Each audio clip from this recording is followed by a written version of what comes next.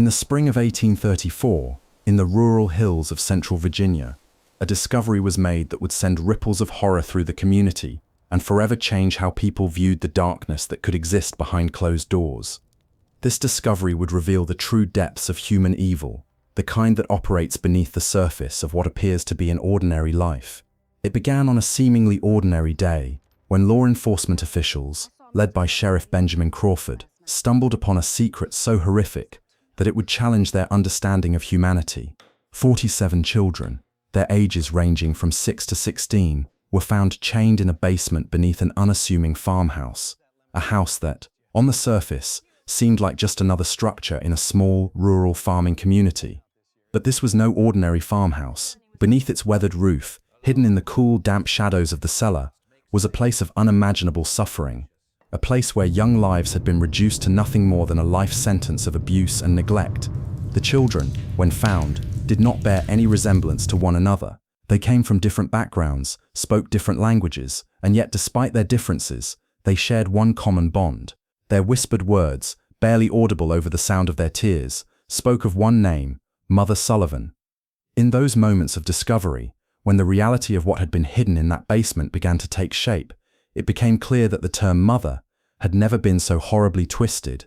Constance Sullivan, the woman who had been their captor, had manipulated the community into believing she was nothing more than a benevolent caretaker, a woman dedicated to providing shelter for orphaned children. The image of her as a loving, charitable figure was the facade she had so carefully constructed over the years.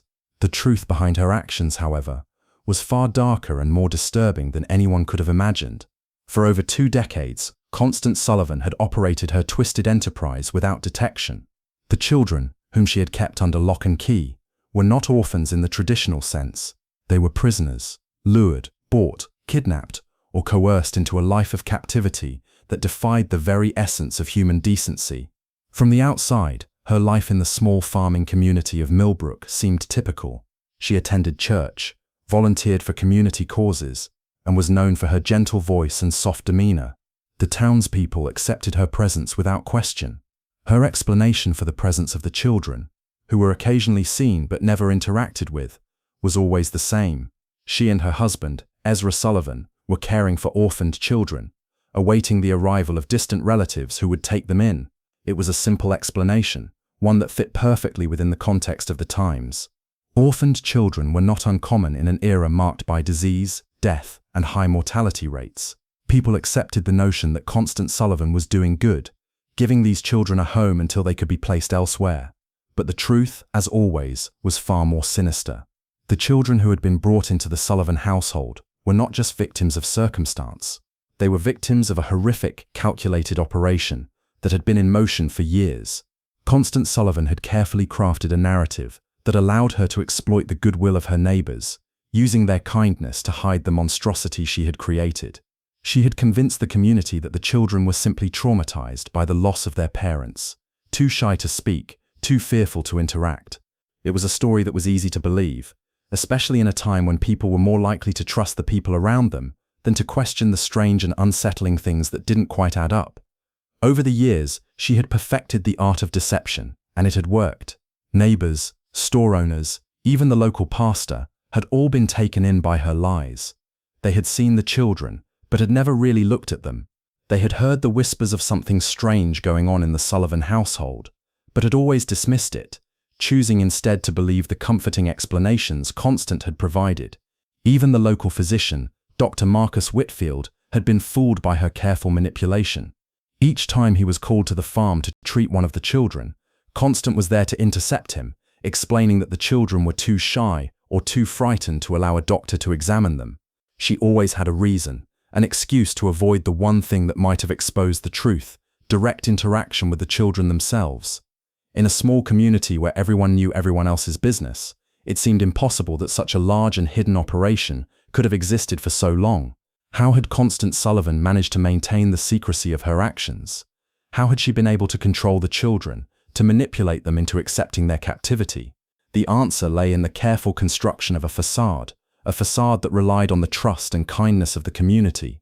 She had created a system where the children were forced to believe that they had no other place to go, that they had been abandoned by their families, and that the outside world was a dangerous place where no one cared for them. They were taught to call her mother, a title that in their minds would have been synonymous with love and protection. But in reality, it was nothing more than a tool to maintain control, a way to keep them bound to her in a psychological prison as well as a physical one. The basement where the children were kept was a stark contrast to the house above. It was a place of darkness and decay, a place that held the echoes of suffering and the remnants of despair. When the sheriff and his deputy finally arrived at the Sullivan farm and began to investigate the truth behind the whispers, they were met with a chilling silence, a silence that would only be broken by the desperate cries of the children who had been hidden away for so long. The basement, when it was finally opened, revealed a scene of unspeakable horror. The children were found chained to the walls, their bodies weak and emaciated from years of neglect and abuse. They had been kept in this prison for so long that many had forgotten what it was like to be free, to feel the warmth of the sun on their faces, or the comfort of a loving touch. Their eyes, when they looked at the lawmen who had come to rescue them, were not the eyes of children who had been cared for, but the eyes of prisoners who had long since lost hope. The Sullivan family, led by Constance and Ezra Sullivan, operated a sinister child trafficking ring for over 20 years, hidden in plain sight within a close-knit rural community in central Virginia. Constance, a woman with a charitable persona, managed to convince everyone around her that she was caring for orphaned children, when in fact she was imprisoning children in horrendous conditions beneath her farmhouse. Constance and Ezra employed various deceptive tactics to carry out their operation. Constance portrayed herself as a benevolent woman who took in orphaned children from Pennsylvania, explaining away any suspicions with her calm demeanor and plausible excuses. The children were described as shy and traumatized, and she would justify their lack of interaction with outsiders by claiming they needed time to adjust. The community accepted this without question, as they were familiar with the challenges of orphaned children and the high mortality rates of the time. The Sullivans' house, which appeared ordinary to anyone passing by, concealed a dark secret. Ezra had spent years constructing a massive underground basement designed to imprison children. The basement was soundproofed, ensuring that the children's cries would go unheard. The children were kept in chains, isolated from the outside world, and forced to live in filthy, abusive conditions. They were subjected to psychological manipulation, convinced that they were abandoned by their families and had no future outside the Sullivan farm. Constance used her position to buy large quantities of food, medicine, and other supplies under the pretext of caring for the children. The community never questioned her actions, as she continued to maintain her appearance as a charitable, kind-hearted woman. She managed to convince local doctors, including Dr. Marcus Whitfield, to provide medicines for the children without ever allowing them to be examined directly. Constance's ability to manipulate those around her made it easy to keep the true nature of the Sullivan operation a secret for over 2 decades. The deception began to unravel in 1834, when a traveling merchant, Jacob Stern, stayed at the Sullivan farm and heard muffled cries coming from beneath the floor. Though Constance dismissed this as wind, Stern's suspicions grew. Later, a young Irish immigrant named Mary Catherine Flynn disappeared after seeking shelter at the farm, and strange, terrifying screams were heard by a local farmer, William Hutchinson, who noticed Ezra using a hidden cellar door. These incidents led Sheriff Crawford and his deputy, Marcus Webb, to investigate the farm. When they arrived, Constance greeted them with the usual warmth, but Deputy Webb noticed the locked cellar door. Upon further investigation, the officers heard children crying from beneath the floor. The moment they opened the basement door, the horrific truth was revealed: 47 children, emaciated, chained to the walls, and living in squalor. The basement was a disturbing scene of confinement, with evidence of systematic abuse and neglect. The children were found in a state of shock, many of them too traumatized to speak or react to the officers. The discovery marked the end of the Sullivan family's reign of terror. The authorities found detailed records documenting the children's arrival, their condition, and the methods used to control them. Some children had been purchased from orphanages, others kidnapped or lured with promises of safety. The records revealed that over 90 children had passed through the Sullivan basement over the years, and some had died under mysterious circumstances, their bodies buried in shallow graves beneath the floor. In early 1834, a series of strange and disturbing incidents brought the attention of local authorities to the Sullivan farm in central Virginia. These events eventually uncovered a horrifying child trafficking operation that had been running undetected for over 2 decades. The breakthrough came when a traveling merchant, Jacob Stern, stayed overnight at the farm during a snowstorm. Stern, sensing something was wrong, heard muffled cries coming from beneath the floor during the night. Despite Constance Sullivan's dismissive explanation that it was just the wind, Stern's growing suspicions led him to quietly leave the farm the following morning. Another incident occurred a few weeks later, when Mary Catherine Flynn, a young Irish immigrant, disappeared after seeking shelter at the Sullivan farm. Her family reported her missing, but the search proved unsuccessful, and she was presumed dead. However, these two events were just the beginning, as another witness, William Hutchinson, a local farmer, heard desperate, terrifying screams emanating from the Sullivan farmhouse. Hutchinson's report raised enough concern that Sheriff Benjamin Crawford, a seasoned lawman, agreed to investigate.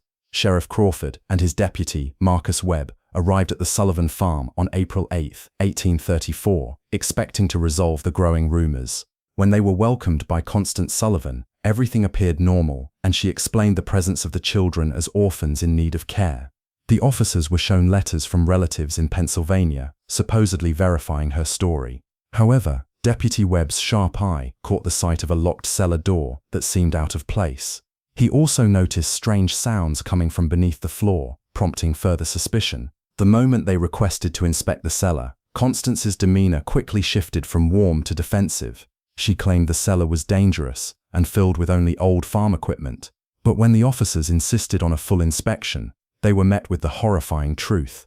Upon forcing the cellar door open, they discovered a scene of unimaginable cruelty. Inside, 47 children, aged 6 to 16, were chained to the stone walls, emaciated, and living in squalid conditions. Their chains, which allowed minimal movement, were the only thing preventing them from escaping. The children were physically abused, mentally broken, and had been held in captivity for an unknown amount of time, deprived of basic human dignity.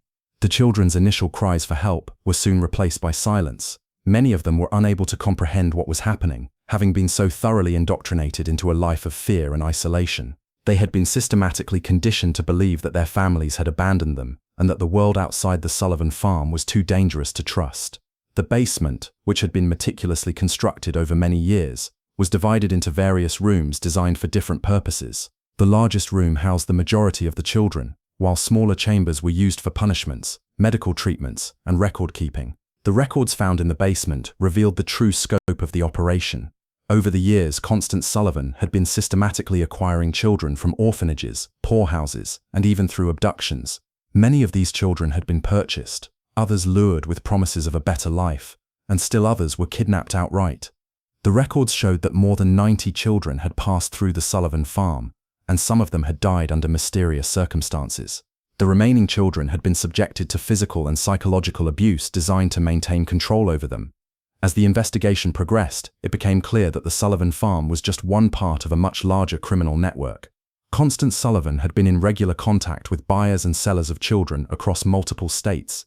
The children were often sold to wealthy families, plantation owners, or individuals involved in unspeakable acts. Some were used as laborers, while others were subjected to horrific medical experiments or violent exploitation. The scope of the network revealed that children were being trafficked across state lines, with Sullivan serving as both a supplier and a middleman in the operation. The letters and financial records discovered at the Sullivan farm outlined the payments Constance made to acquire the children and the profits she made from selling them. Over $8,000 had been transacted over the years, an enormous sum at the time, equivalent to hundreds of thousands of dollars in modern currency. The investigation revealed that Ezra Sullivan, Constance's husband, played a role in maintaining the operation. While Constance had been the mastermind, Ezra had been the enforcer, responsible for keeping the children in line and handling the physical aspects of their imprisonment. He had overseen the construction and expansion of the basement, refining the system of confinement and punishment. Despite the clear evidence of child trafficking, many of the local residents struggled to believe that the Sullivans, who had lived in their midst for over 20 years, were capable of such heinous acts. Some even suggested that Constance might have been coerced or manipulated by her husband, or that the whole situation was a misunderstanding. These excuses, however, became impossible to maintain as more evidence emerged. The Sullivans' ability to maintain their deception for so long was due in part to their careful manipulation of the community. Constance had played the role of the compassionate woman caring for orphaned children, a persona that perfectly aligned with the community's values. The children were never seen in public, and when they were glimpsed briefly, they were always described as shy and traumatized. Constance had created a network of lies that shielded her from suspicion, and the community had been willing to turn a blind eye. The discovery of the children was just the beginning of a far-reaching investigation that spanned multiple states and uncovered a vast criminal enterprise. The investigation revealed that Sullivan was part of a network that trafficked children for a variety of purposes, including forced labor, medical experimentation, and sexual exploitation. The Sullivans had built a far-reaching operation that had remained undetected for years, and the shock of the discovery sent ripples through the community and the nation. In the aftermath of the discovery, the investigation continued, leading to further arrests and the exposure of powerful individuals involved in the trafficking network. The evidence uncovered at the Sullivan farm served as a catalyst for sweeping legal reforms, including the establishment of the first federal child protection laws. The case also highlighted the systemic failures that allowed such atrocities to continue for so long. The courage of the individuals who helped expose the truth, including Sheriff Crawford, Deputy Webb, and the survivors who came forward to testify, ensured that the full extent of the Sullivan family's deception would be revealed. Their bravery in the face of danger and intimidation helped bring justice to the victims and prevent further exploitation of vulnerable children. The Sullivan case stands as a stark reminder of the need for vigilance, compassion, and accountability in our communities to ensure that such horrors are never allowed to happen again. In 1834, the discovery of the horrific child trafficking operation, led by Constance and Ezra Sullivan, shocked America, revealing the extent of human suffering hidden beneath a seemingly innocent rural farm. Over 2 decades, the Sullivans had managed to deceive their tight-knit community into believing they were caring for orphaned children, when in reality, they were exploiting them for horrific purposes.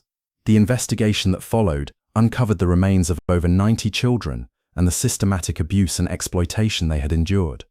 The implications of this discovery were far-reaching, exposing not only the cruelty of the Sullivans, but also the deep-rooted corruption that allowed such a system to thrive unchecked for so long. The shock of the discovery reverberated throughout the community, which had been blindsided by the deception. For over 20 years, Constance had played the role of the compassionate woman caring for orphaned children, masking the reality of the child trafficking network operating under the community's nose. The case revealed that the children were not orphans at all, but were kidnapped, sold, or lured from their families and subjected to physical abuse, malnutrition, and psychological manipulation. What was most disturbing about the discovery was the depth of the corruption that had enabled the Sullivan operation to thrive. The investigation revealed that the Sullivans were not acting alone, but were part of a much larger network of child traffickers that spanned multiple states. Wealthy plantation owners, corrupt officials, and criminal elements were involved in the buying and selling of children, using them for forced labor, medical experimentation, and other inhumane purposes. This network extended far beyond the Sullivan farm, touching the lives of countless innocent children, many of whom were never seen or heard from again. The scale of the operation was staggering. The Sullivans had used various tactics to keep their crimes hidden, including psychological manipulation, physical isolation, and creating a facade of charitable work. Constance had managed to convince the local community that she was simply caring for orphaned children who had suffered tremendous trauma, explaining away any suspicions with carefully crafted lies. She went to great lengths to keep the children isolated from the rest of the world, preventing anyone from discovering the truth. Despite the massive operation, it wasn't until 1834, when a series of disturbing events led to the discovery, that the full extent of the Sullivan family's crimes was exposed. The investigation revealed not only the horrific conditions the children were subjected to, but also the vast network of criminals involved in trafficking them across state lines. The discovery of detailed records on the farm showed how children had been bought and sold over the years, with prices varying based on age, condition, and purpose. Over $8,000 had been transacted through the network, a vast sum for the time period. The amount of money involved in the operation further demonstrated the scale and sophistication of the criminal enterprise. The impact of the Sullivan case was felt nationwide. The public was horrified by the revelations of such widespread abuse and exploitation, and the case became a catalyst for significant changes in child welfare and protection laws. The federal government responded by passing new legislation aimed at preventing child trafficking and protecting vulnerable children. These laws established the first federal child protection laws and provided oversight of orphanages, poorhouses, and adoption processes. The survivors of the Sullivan farm, many of whom had been held captive for years, faced a long and difficult path to recovery. They required extensive medical care, psychological support, and time to readjust to normal human interactions. Some were able to rebuild their lives, while others struggled with the long-term effects of their trauma. Rebecca, one of the survivors, became a symbol of resilience, though she chose to remain silent about her experiences after the trial. While the legal system struggled to bring all of the perpetrators to justice, the public exposure of the Sullivan case and the subsequent reforms in child welfare laid the foundation for modern child protection efforts. The case brought attention to the systemic failures that had allowed such exploitation to take place and sparked a nationwide conversation about the need for better oversight and legal safeguards. In the end, the Sullivan family's reign of terror came to an end, but the lasting impact of the case on American society cannot be overstated. The investigation uncovered not only the horrors of child trafficking, but also the deep corruption that allowed such crimes to persist. The case serves as a stark reminder of the need for vigilance, compassion, and accountability in our communities to ensure that such atrocities are never allowed to happen again. The legacy of the Sullivan case continues to resonate in the fight for the rights and protections of vulnerable children,